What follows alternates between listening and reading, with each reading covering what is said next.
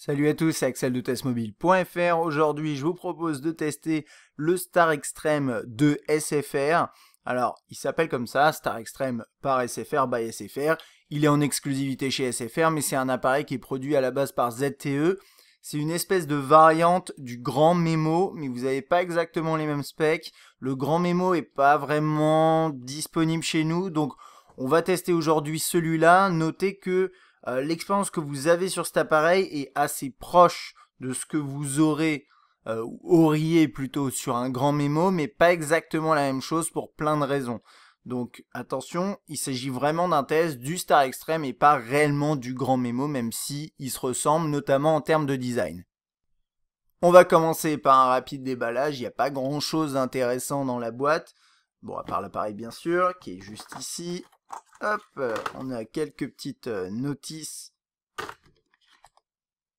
Le bloc chargeur, bloc secteur comme ça, c'est vraiment du grand classique. Le câble USB, micro USB ici.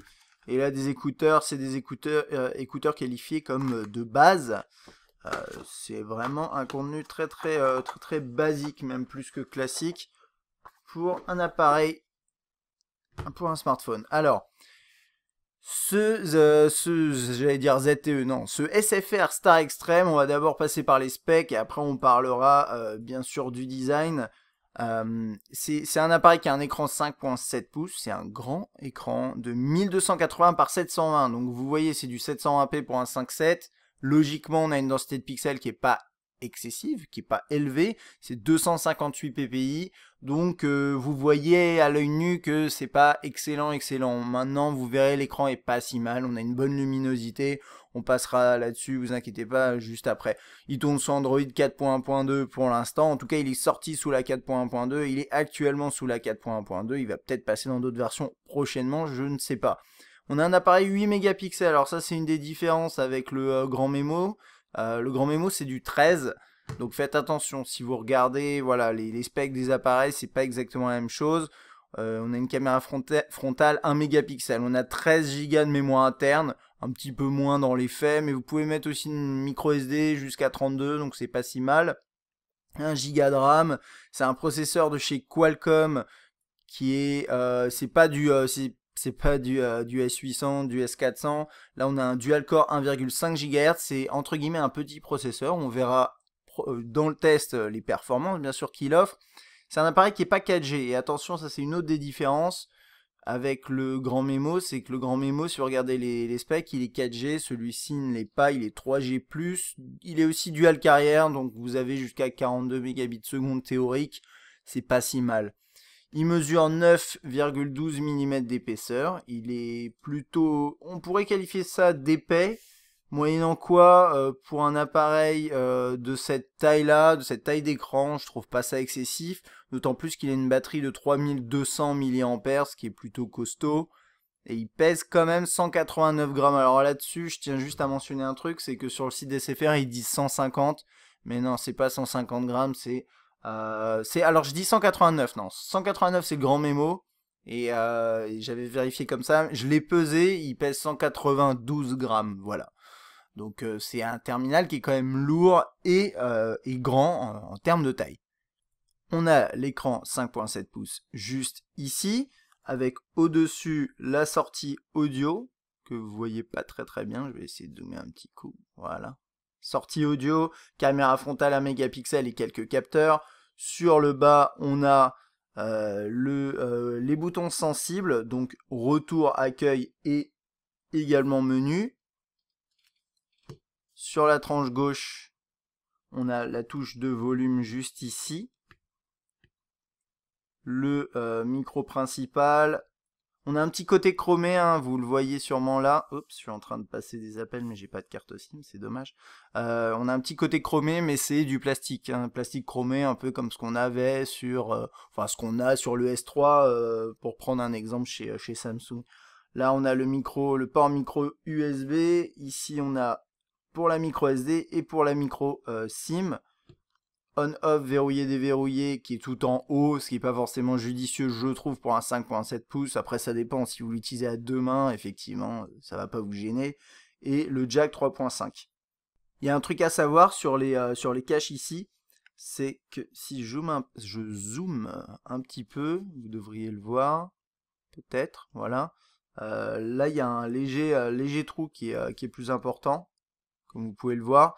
Ça, c'est parce que, en fait, c'est pour permettre de mieux la gripper. Après, moi, l'utilisation, j'ai constaté que, notamment pour la sim, que parfois le cache, il s'enlevait un peu tout seul, ou il commençait à ressortir tout seul. Mais c'est pas un gros problème, hein. C'est juste pour le mentionner. À l'arrière, on a l'appareil photo 8 mégapixels qui ressort légèrement sur un bloc comme ça. Donc quand vous le posez à plat, vous avez un léger basculement comme ça, mais bon, c'est pas grave. À l'arrière, une coque en soft touch qui permet quand même de bien l'attraper, il glisse pas. Le haut-parleur ici, la mention Star Extreme by SFR, le flash LED ici.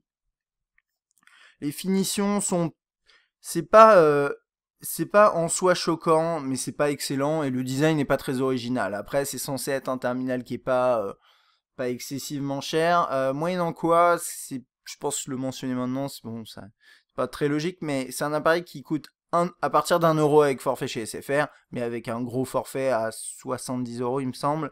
Vous êtes plutôt dans les 200 € avec un forfait entre guillemets raisonnable et 400 € nu, même si vous pouvez pas vraiment l'acheter nu chez SFR, je pense pas que ce soit possible. Il y a toujours un forfait, et même si vous pouviez 400 € pour ça, bah, vous allez voir que c'est pas forcément très intéressant. Enfin, là, je spoil un peu la conclusion, mais bref, voilà, c'est à peu près tout. Et ouais, donc niveau finition, il y a quelques petits trucs, genre des craquements, un décage qui sort un peu. Là, il y a de la poussière qui rentre. C'est pas dramatique, mais c'est vrai que c'est pas idéal. Sinon, en termes de prise en main, bah, c'est un appareil géant. Donc, qui dit appareil de 5,7 pouces dit que concrètement, le mieux, ce sera de l'utiliser à deux mains. Après, voilà, moi je le tiens comme ça. Vous pouvez agripper à peu près le bouton là-haut. Ça aurait été mieux de le mettre sur la droite, vous voyez, à la place du volume. Et après, quand vous êtes dans l'interface, bah, manipuler à une main, moi personnellement, j'y arrive pas, quoi. C'est pas vraiment possible. Je pense qu'au-delà de 5 pouces, ça commence à devenir très compliqué. Et au-delà de 5,5, c'est juste pas humainement faisable, à part si vous êtes un géant. Euh, Tant mieux pour vous, mais honnêtement, c'est assez compliqué. Donc, l'utilisation classique d'un appareil comme ça, c'est à deux doigts, hein. Enfin à deux mains, à deux doigts, ça fait pas beaucoup, deux doigts. Enfin, un doigt en tout cas ici. Et juste pour info, je suis en train de tester le 15-20 qui est en 6 pouces, qui est lui encore plus massif. Encore plus difficile à manipuler, juste pour voir un peu la différence, hein. Le 15-20 il est un peu plus grand, il est moins épais si je me trompe pas, légèrement, ouais.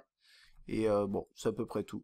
C'est à peu près tout, mais c'est, voilà, niveau taille d'écran, vous voyez ce que ça fait un 5,7 versus un 6. Ça donne ça. Voilà. Ok, on va pouvoir passer à l'interface, ça va aller, en fait, c'est un test qui va aller assez vite, je pense, tout simplement parce que c'est un terminal qui est pas très compliqué en termes d'interface, qui est basé beaucoup sur la surcouche Android classique, hein, avec quelques petits ajouts de la part de ZTE du coup, avec des applications préinstallées par SFR. Voilà, vous avez une sorte de mix comme ça. Vous avez d'abord cet écran là que vous avez déjà vu normalement sur des terminaux de ZTE, où vous pouvez en fait rester appuyé pour déverrouiller et faire comme ça pour aller ensuite chercher une fonctionnalité en particulier. Donc là, par exemple, je veux lancer l'appareil photo rapidement. La meilleure possibilité, c'est de faire ça quand même. Je pense que c'est bon. Ça marche assez bien. C'est assez réactif. Ça, c'est un des premiers trucs qu'on voit quand même. C'est que pour un, entre guillemets, petit dual-core 1,5, l'interface tourne très bien. Ça, c'est dû au fait qu'il n'y ait pas de grosses surcouches, en partie notamment, hein. Mais ça marche vraiment bien niveau fluidité. Alors, je vais essayer de vous montrer. Hop, on va zoomer un petit coup. Vous verrez peut-être pas forcément, mais bon, voilà, c'est si vous regardez un peu les caractères, je zoome, mais je vais essayer, oh, non, ça s'arrête là. Voilà. Ok. En fait, à l'œil nu, oui, vous pouvez voir que effectivement la densité de pixels est pas extrêmement élevée. Ça se sent si vous êtes habitué à manipuler des appareils qui ont une densité de pixels plus élevée. Bien sûr, si c'est votre premier grand smartphone avec grand écran, honnêtement, ça vous choquera pas. Bien sûr, quand vous changerez pour quelque chose avec une densité de pixels plus élevée, vous serez content, mais en attendant, ça vous dérangera pas tant que ça. La luminosité, là je suis au max, est plutôt élevée, donc ça c'est assez bien, notamment pour la visibilité, lisibilité en extérieur. Les contrastes sont pas très marqués, les noirs sont pas très noirs, mais les couleurs sont globalement fiables. Donc moi je trouve que c'est un écran plutôt décent pour un appareil de ce type. C'est vrai que sur un phablet, je sais pas si on dit un ou une phablet, de toute façon ce mot il n'existe pas, il a été inventé. Euh, c'est une densité de pixels plus élevée, ça aurait été quand même plus confortable, mais on peut pas, voilà, c'est un appareil d'un opérateur fabriqué par ZTE, c'est pas du haut de gamme, c'est pas forcément choquant de voir ce genre de densité de pixels. Alors vous avez une interface standard mais avec quelques personnalisations très légères. Vous avez vu l'écran de déverrouillage. Là vous avez le tiroir des notifications qui est classique ici avec juste ça là-haut qui permet de contrôler rapidement la rotation, ce genre de truc, le Wi-Fi, etc. Les paramètres, c'est du grand classique. Point d'accès portable qui est en accès rapide ici. Vous pouvez voir dans les paramètres ici on est en 4.1.2. Voilà. Pas de mise à jour disponible pour l'instant. Vous avez vu, vous avez pas mal d'applications SFR qui sont préinstallées.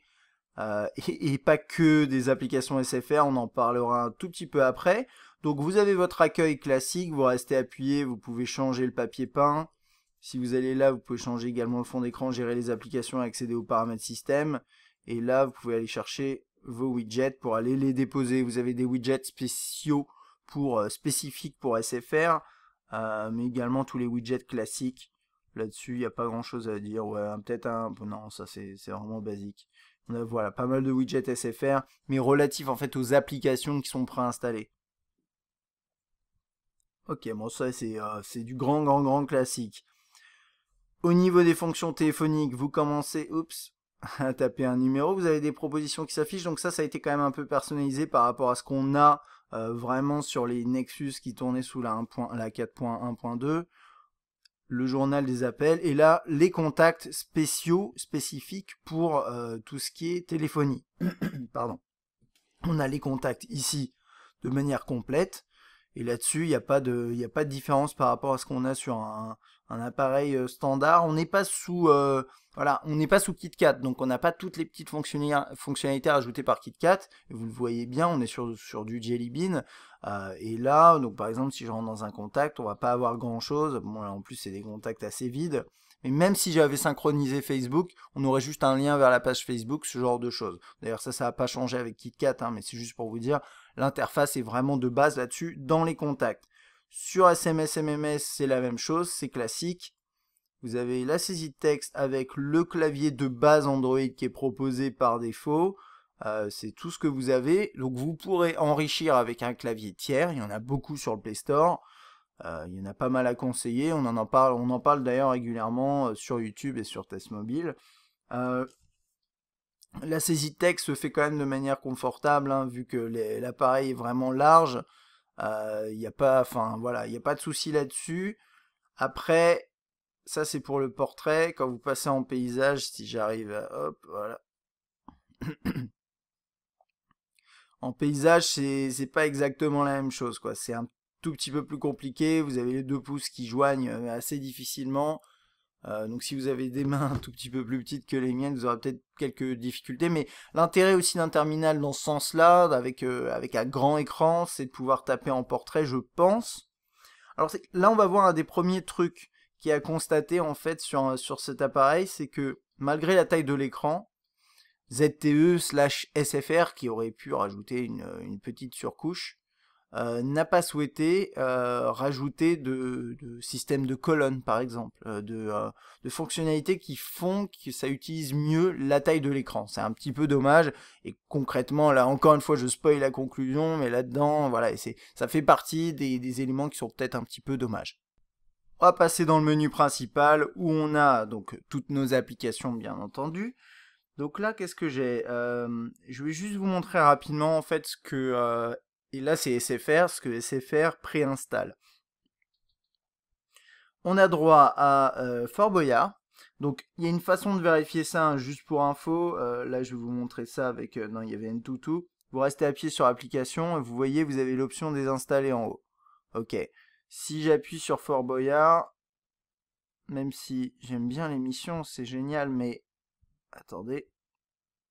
Voilà, là j'ai juste information. Ça signifie que je peux pas la désinstaller. Je peux la désactiver, mais je peux pas la désinstaller. Il y a peut-être des applications, si vous passez le terminal en route, qui permettent de faire ça, mais je suis pas vraiment sûr, j'ai jamais essayé.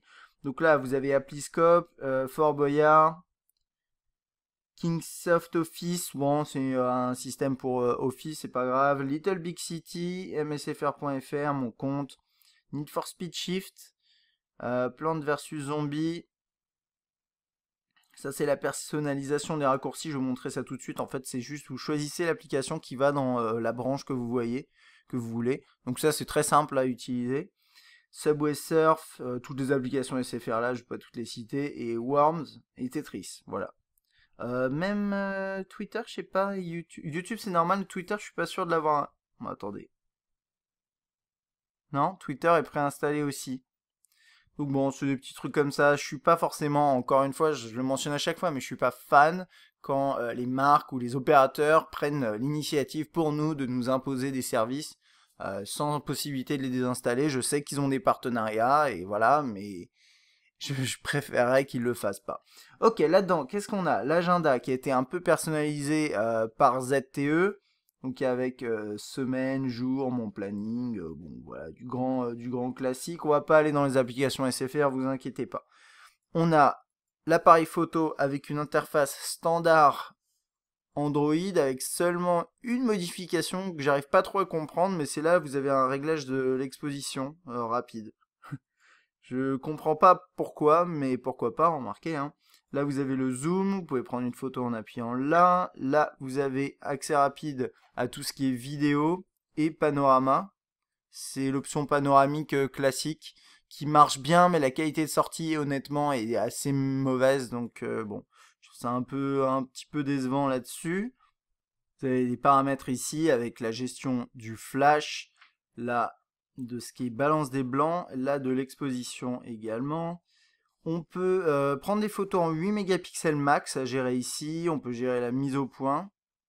Choisir les options de mise au point. Les effets qu'on veut appliquer à la photo. Et détection des visages. Et là, le focus, est-ce qu'on le fait via l'écran tactile ou non?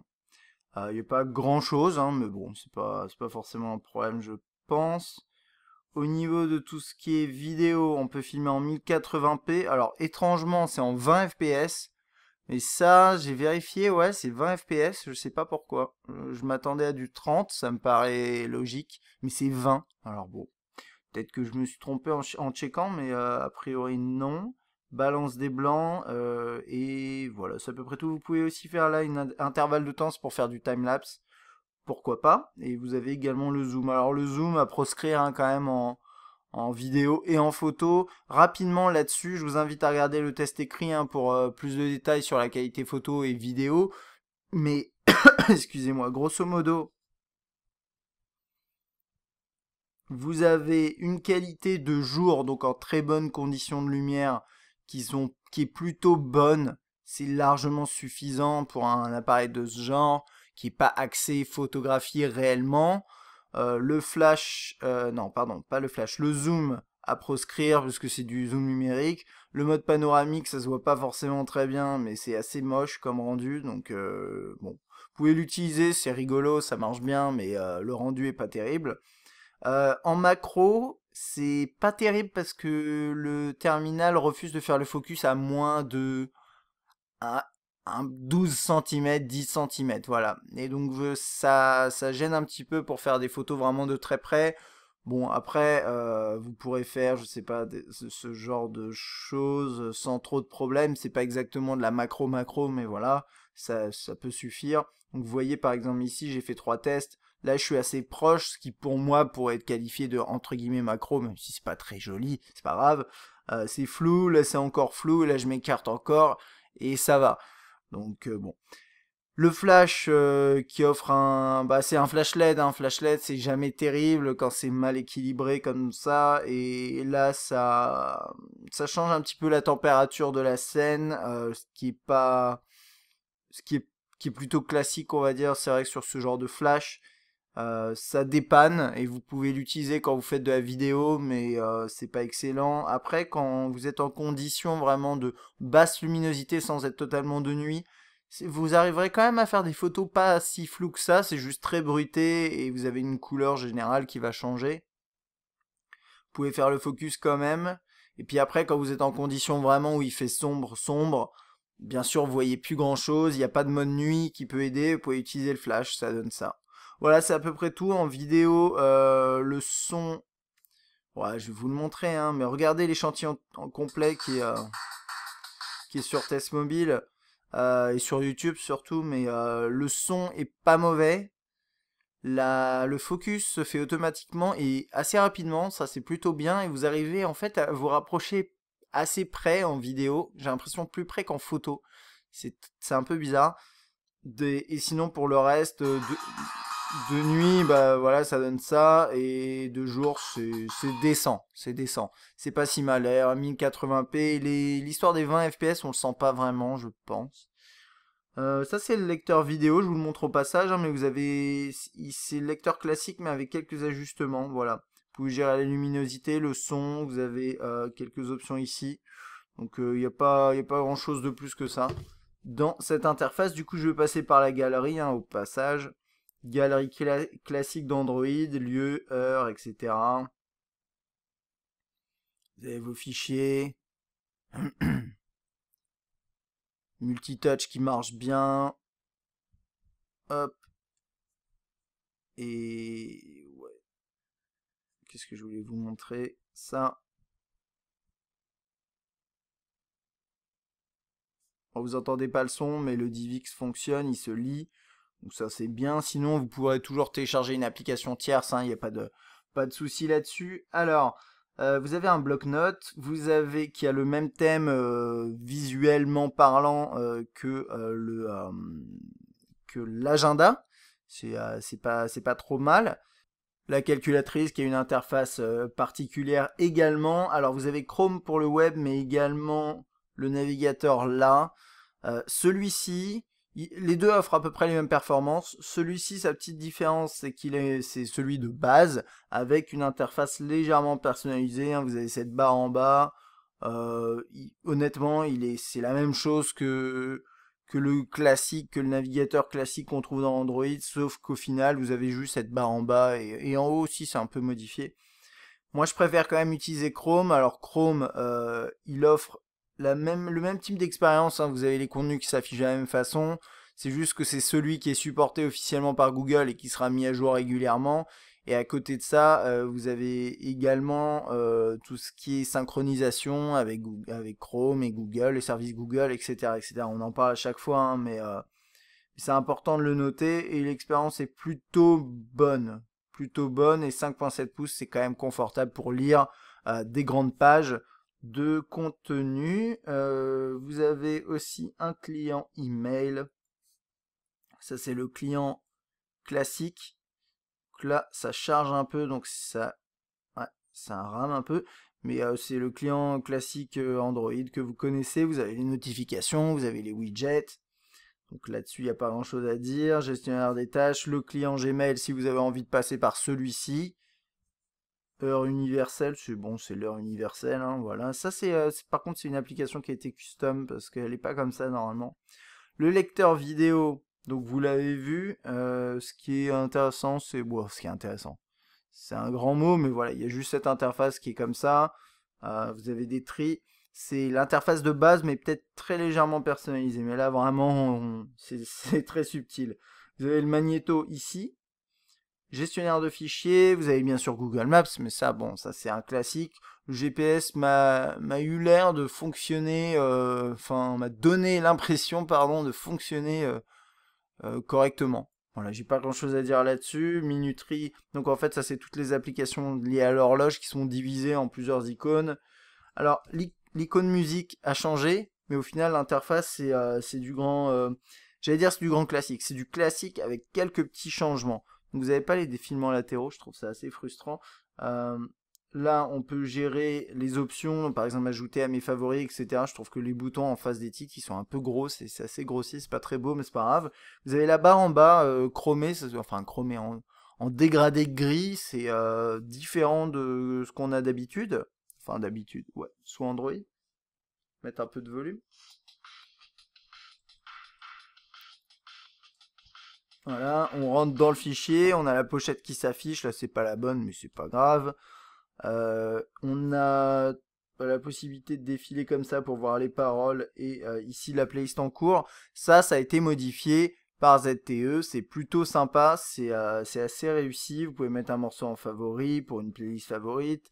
Vous avez repeat et shuffle juste là, et vous avez, quand vous lisez, la possibilité de contrôler la musique ici et ici. Alors,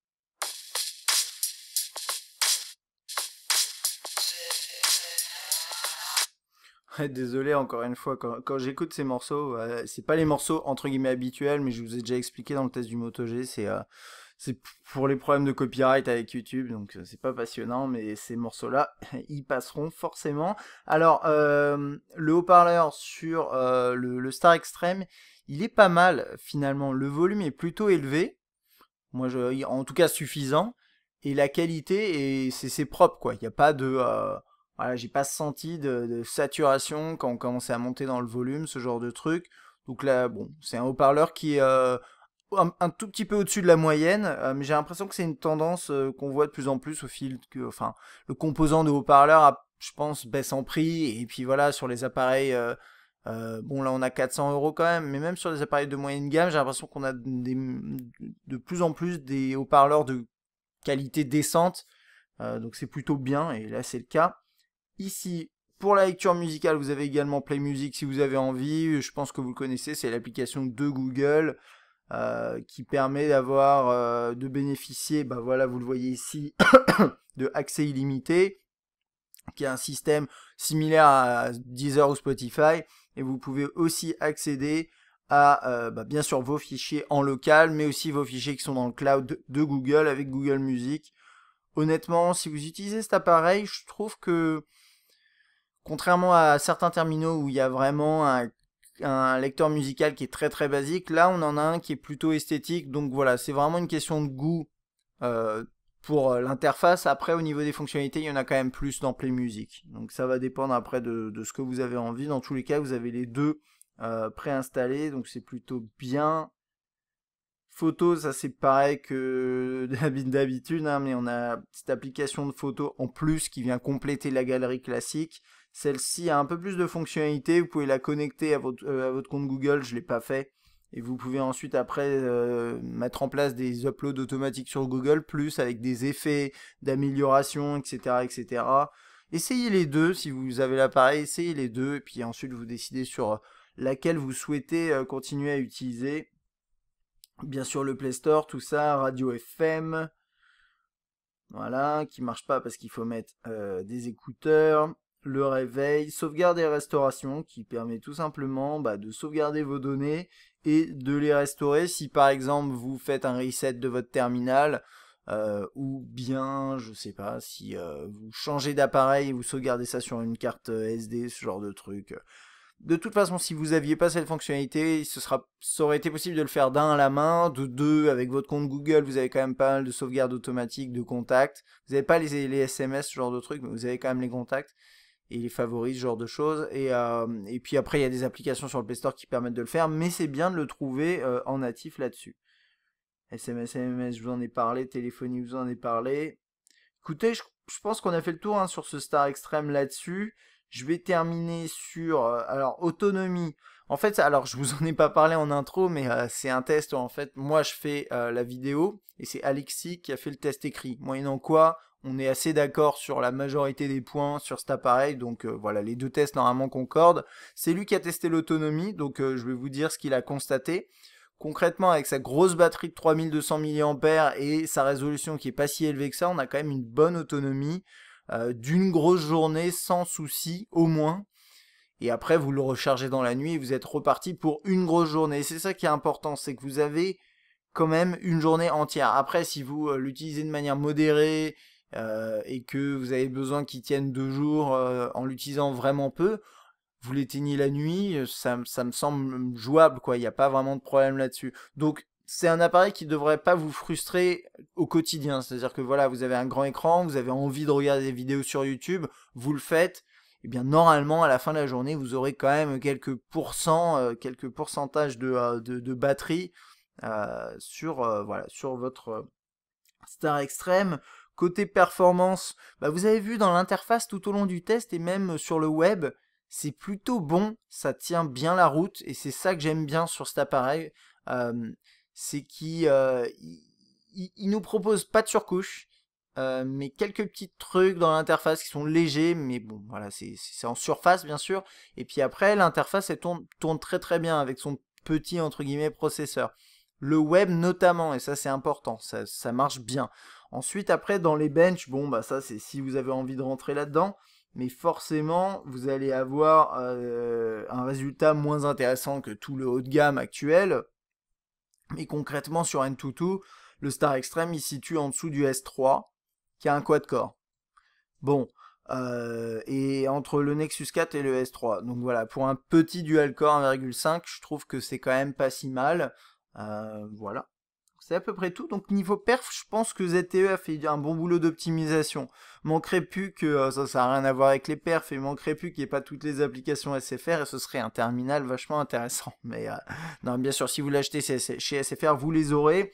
Juste pour info, je vais vous montrer un tout petit truc. Si vous faites gérer les applications, et que vous allez, bah, par exemple, alors non, ça c'est Subway Surf, ça c'est une application. Si je vais dans ApplyScope, ça fait partie des applications que je peux désinstaller, mais pas toutes. Hein. Je vais juste vous montrer ça vite fait. Si j'arrive, bon, regardez, il y a par exemple, vous aimez pas Fort Boyard parce que le nain il vous énerve et le vieux il est trop chiant avec ses énigmes. Alors, vous pouvez faire désactiver. Je fais désactiver, bam. Normalement, si tout va bien, elle a disparu. Voilà. Donc c'est la façon de procéder pour enlever une application si vous avez envie de le faire et que vous avez un appareil où les applications sont préinstallées et pas désinstallables, si, je sais pas si ça se dit, en natif comme ça. Je vérifie ma petite liste comme d'habitude. Il n'y a pas grand chose à voir de plus que ça. Je pense qu'on a fait le tour. Je vous invite à regarder le test écrit si vous voulez peut-être aller un peu plus loin sur certains points. En tout cas, là, je vous ai montré toutes les interfaces qui valaient vraiment le coup d'œil. Alors, le Star Extreme, c'est un appareil qui est intéressant, mais qui a des côtés un petit peu frustrants. Donc, on va d'abord passer par les points positifs. Bon, l'autonomie est bonne, l'écran est pas mauvais, les petites vagues à l'écran c'est dû à ma caméra, hein, vous inquiétez pas, je vais me mettre dans le menu pour que vous le voyez pas, mais je sais plus ce que je disais du coup, si l'écran est pas mauvais, oui la densité de pixels est un peu faible, mais honnêtement c'est pas un drame, et la luminosité est bonne, ça manque un peu de contraste, mais les couleurs sont ok, donc je pense que globalement l'écran il est pas mal, 5.7 pouces, c'est très grand, et d'ailleurs c'est gênant au niveau ergonomie, je trouve, si vous cherchez, enfin si vous voulez un grand, si vous savez ce que vous achetez, si vous savez pardon ce que vous achetez, que vous savez ce que c'est un phablette, une phablette, et que c'est un grand appareil et que vous l'utiliserez majoritairement à deux mains, allez-y, il n'y a pas de problème. Par contre, si vous voulez juste un appareil avec un grand écran, mais que vous avez envie de l'utiliser à une main, optez pas pour un appareil avec un écran de plus de 5.5 pouces. Même et encore 5.2, ça me paraît le max pour vous. Donc voilà, faites juste attention à ça. Ça, c'est un appareil avec un écran géant. Juste pour comparer, pour ceux qui ont peut-être le Galaxy S4 en tête, voilà, ça c'est un Galaxy S4 qui a un grand appareil. Ben là, il a l'air tout petit à côté. Juste pour info, c'est important de le noter. Ok, donc un écran de grande taille, c'est confortable, même si l'ergonomie est pas très bonne, mais c'est confortable sur le web, quand vous regardez des vidéos, ce genre de choses. On a une bonne autonomie. Un appareil photo, bon, qui est globalement moyen, c'est-à-dire qu'il fait son rôle d'appareil photo sur mobile, c'est-à-dire que vous allez prendre des souvenirs rapidement, mais ça va pas beaucoup plus loin. On a des performances qui sont bonnes, et ça, c'est vraiment un des points positifs. C'est un dual-core 1,5 GHz de Qualcomm, et ça marche très très bien. En jeu, il n'y a pas de souci. Dans l'interface, il n'y a pas de souci. Sur le web, il n'y a pas de problème. Tout ça, c'est pas mal. Pas de 4G, c'est un peu dommage, je pense. Vous avez le dual carrière qui vous permet un peu de compenser, mais pas de 4G. Ça, c'est un peu, ouais, c'est un peu dommage. C'est un appareil qui est aussi un peu lourd. Je le cale là, même si c'est pas trop dans l'ordre, mais un peu lourd au final quand vous le prenez dans la main. C'est vrai qu'au bout d'un moment, bah, c'est pas que ça fatigue, mais au moins vous aurez des gros biceps et ça, c'est pas mal. Les finitions sont pas dingues sur ce terminal, mais j'ai pas été non plus extrêmement choqué. Mais c'est vrai que voilà, si vous attendez un tout petit peu mieux, pas de craquement, bon, moi, vous serez peut-être un petit peu déçu là-dessus. Dans l'interface, vous avez plein de fonctionnalités, mais qui sont surtout offertes par Android de base, et vous avez une légère, très légère surcouche dans certaines applications. Ça s'arrête là. C'est bien, ça tourne bien et c'est fonctionnel, mais il y a un truc qui est un peu décevant, c'est que pour un écran de cette taille-là, on aurait apprécié avoir potentiellement des applications qui utilisent cette taille d'écran. Par exemple, une colonne dans le client email, une colonne sur les SMS, un agenda qui est un peu mieux géré avec plus de, je sais pas, plus de possibilités. On n'a rien qui est lié potentiellement à la prise de notes, je sais pas, vu que ça a l'air d'être classique sur les phablettes. Voilà, il n'y a rien lié à la taille de l'écran et ça peut être un peu frustrant, effectivement. Et je pense que c'est à peu près tout. Ouais. Je pense avoir fait le tour sur ce SFR Star Extreme. Oui, le dernier point à noter, qui est quand même le plus important, c'est que ça reste un appareil qui, je trouve, est assez cher finalement. Faites pas attention au 1€ avec forfait. Vous savez comment ça marche. C'est 1€ avec forfait. Au final, vous le payez beaucoup plus cher que ça, bien entendu. Vous le payez d'ailleurs plus cher que le prix nu. 400€ nu, puisque c'est son tarif, c'est son prix qui est indiqué chez SFR. Pour ça, je pense que c'est un petit peu cher. Je pense que c'est un petit peu cher. Et aujourd'hui, regardez un peu la concurrence. Pas forcément en phablette à proprement parler, 5.7 pouces, mais si vous descendez un tout petit peu en termes de taille d'écran, parce qu'honnêtement 5.7 pouces c'est pas nécessaire, si vous êtes en 5.5, 5.2, vous avez quand même des bons trucs. Regardez, notamment là j'ai en tête typiquement un Nexus 5 qui est à 350€ en version 16 Go. Bah, vous avez un appareil qui est plus réactif, qui a un plus bel écran, qui est plus petit, ok, mais vous avez quand même de la place sur le Nexus 5. Vous avez, enfin bref, voilà, je vais pas vous faire la liste, mais voilà, c'est un appareil qui est intéressant en soi, ce Star Extreme, mais qui est juste un peu cher pour ce que c'est.